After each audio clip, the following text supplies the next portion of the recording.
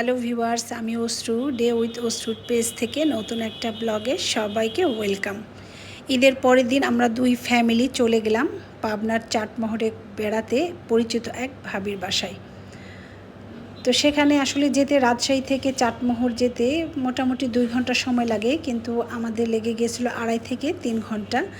আমরা রাস্তায় অনেক মজা করতে করতে গিয়েছিলাম, বিভিন্ন স্টলে থেমে আমরা চা খেয়েছিলাম, নাস্তা খেয়েছিলাম, খুব মজা করতে করতে গিয়েছি। তো যেয়ে দেখি ভাবির টেবিলে এত এত নাস্তা রেডি করে রেখেছে। তো আসলে আমাদের আরও আগে পৌঁছানোর কথা ছিল।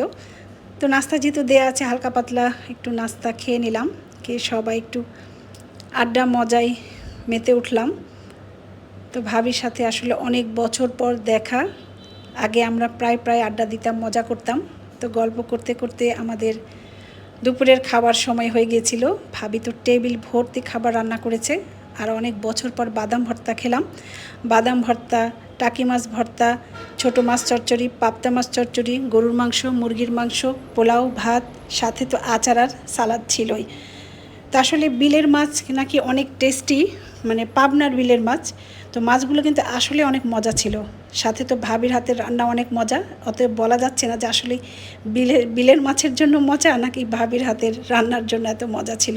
তো যাই হোক, খাওয়া দাওয়া শেষ করে কিছুক্ষণ পরে আমরা হালকা পাতলা একটু চা নাস্তা খেয়ে বাসায় ফেরার জন্য রেডি হয়ে গেলাম, কারণ দূরের রাস্তা।